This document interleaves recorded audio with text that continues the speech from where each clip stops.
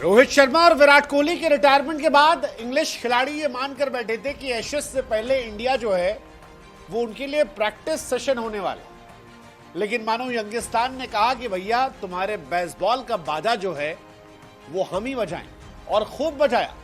India ने toss भले ही हारा, लेकिन मैच में जो बल्लेबाजी की है उसको देखकर आज बेन स्टोक्स भी बेचारे कह रहे हैं कि यार ये क्या हो गया बेन स्टोक्स, क्योंकि उन्होंने एक्सपेक्ट नहीं किया होगा कि 359 बन जाए।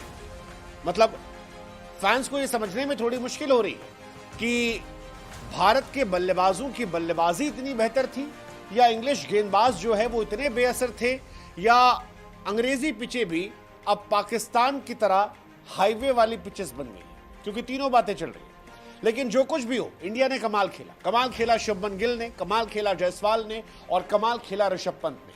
शुभमन गिल विराट कोहली के बाद शतक लगाने वाले एक और कैप्टन बन गए, जिन्होंने डेब्यू टेस्ट मैच में ही कैप्टन के तौर पर शतक लगा दिया। इस दिन की शुरुआत जायसवाल की पारी से हुई थी। जायसवाल और राहुल ने शुरुआत में जब गेंद मूव कर रही थी तब जबरदस्त पारी खेली। राहुल भी टिके, 42 रन बनाए।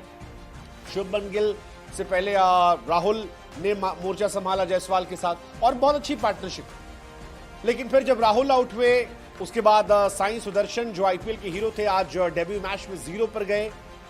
प्रेशर था जायसवाल के साथ, और गिल ने उस प्रेशर को संभाला। यशस्वी जायसवाल की पारी डोमिनेट करने वाली थी, अलग तरह की पारी थी। मुझे लगता है कि रोहित और विराट जो गए हैं उनकी जगह भरने के लिए जायसवाल और Gill already ready.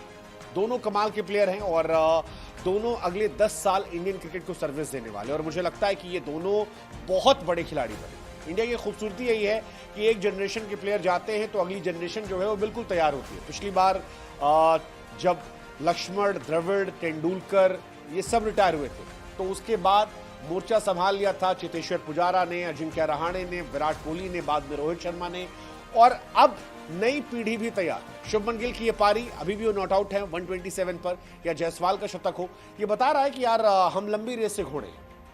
Rishabh Pant IPL में भले ही फ्लॉप थे, लेकिन जब देश के लिए सर्विस की बात आई तो 65 रनों की शानदार पारी खेली उन्होंने, और पहले दिन कंप्लीट डोमिनेंस जो था वो दिखाई पड़ा।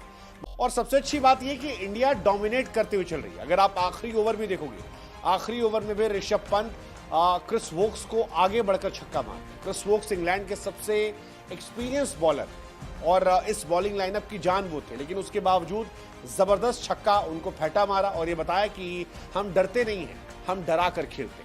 ओपनर्स ने भी डरा कर खेला। 91 रन की पार्टनरशिप, और थर्ड विकेट की पार्टनरशिप जो है वो 129 रन की जायसवाल और गिल की, और चौथे विकेट की पार्टनरशिप भी 100+ की। So overall 300+। बिल्कुल इंग्लिश जो बेसबॉल स्टाइल है उसी स्टाइल में बनाया गया, लेकिन कंप्लीट डोमिनेंस के साथ विकेट संभाल कर। पहले दिन इंडिया की अगर आप बात करेंगे तो इंडिया ने जब कभी बहुत ज्यादा रन बनाए किसी टूर पर, तो श्रीलंका में बनाए थे 399, हाईएस्ट था 327 साउथ अफ्रीका में था, और 372 था, और अब 359 इंग्लैंड। ये थर्ड हाईएस्ट स्कोर है एक दिन का। ये उस टीम ने बनाया है जो एक नए दौर में जा रही है। आमतौर पर लोग ये मानते हैं कि जब भी ट्रांजिशन पीरियड होता है, यानी एक पीढ़ी से अगली पीढ़ी में ट्रांसफर होता है, तो फिर मामला थोड़ा पेचीदा होता है, बल्लेबाजों को परेशानियां होती, टीम हारती है। माइकल वॉन और तमाम इंग्लिश खिलाड़ी जो है वो इस इंडियन टीम को काफी अंडररेट कर रहे थे, लेकिन मुझे लगता है कि ये इंडियन टीम काफी ज्यादा बेहतर है, और ये टीम परेशान करेगी। ये टीम इतनी आसानी से नहीं हारेगी। भले ही साई सुदर्शन इस मैच में चले नहीं है, लेकिन मुझे अभी भी लगता है कि वो एक बहुत मजबूत कड़ी है, और शायद सेकेंड इनिंग में वो आपको दिखाएंगे।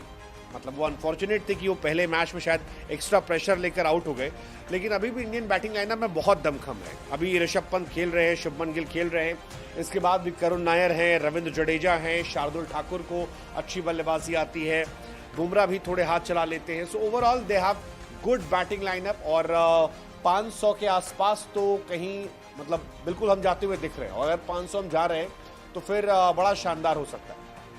इसके अलावा रिकॉर्ड्स की भरमार आज रही, जैसे 2 इंडियन बल्लेबाज जिन्होंने किसी टूर के पहले दिन शतक लगाया, तो उसमें भी आज रिकॉर्ड बना। गिल और जायसवाल ने ये रिकॉर्ड बनाया। इससे पहले ये रिकॉर्ड तेंदुलकर, सहवाग के नाम था साउथ अफ्रीका के सामने 2001 में। पुजारा और शिखर धवन के पास था श्रीलंका गैले में 2017 में, और अब तीसरे प्लेयर ये बने हैं जिनके बीच में ये रिकॉर्ड हुआ। जायसवाल और गिल काफी अच्छी जोड़ी थी। मतलब वो जो चर्चा भी थी वो भी जबरदस्त थी कि भाई मैं जल्दी भाग जाता हूँ तो चिल्ला दिया कर, या ऋषभ के साथ भी जो बातचीत थी वो जबरदस्त थी और ये काफी शानदार है। शुभमन गिल को देखना भी काफी शानदार है। मतलब शुभमन गिल इससे पहले कभी भी सेना देशों में शतक नहीं लगा पाए थे। एक टेस्ट प्लेयर के तौर पर हमने भी कई बार उनकी एबिलिटीज पर सवाल किए कि यार जितना उनका टैलेंट बात होता है उतना वो लिव नहीं कर रहे, और ये सच भी था, फैक्ट था। क्योंकि गैबा वाली पारी अगर हम हटा दें तो उसके अलावा शुभमन गिल के बहुत अच्छे रिकॉर्ड नहीं नजर आ रहे थे। 2 बार WTC खेला, 4 पारियों में फ्लॉप थे, लेकिन कैप्टेंसी शायद उन्हें निखार रही। और ये एक खूबसूरत बात है कि कुछ लोग बिखर जाते हैं, कुछ लोग निखर जाते हैं, वो निखरे हैं। आज कैप्टन के तौर पर ये पारी खेली है और ये उम्मीद जगाती। वैसे भी शुभमन को ज्यादा मौके मिलते अगर वो परफॉर्मेंस ना भी कर पाते एक टीम के तौर पर भी, लेकिन अब शुभमन परफॉर्म कर रहे हैं और अच्छी बात यह कि पॉजिटिव हैं। काफी लोग उनको एडवाइस भी दे रहे थे, ऋषभ ने एडवाइस दी, इधर जायसवाल ने एडवाइस दी, KL राहुल ऑलरेडी टीम में है, जड्डू टीम में है, काफी लोग टीम में हैं जो उन्हें एडवाइस दे सकते हैं। वो खुद कह रहे हैं कि वो रोहित विराट के संपर्क में हैं। तो ये काफी शानदार चीज है और ये इंडिया के लिए उम्मीद जगाती है।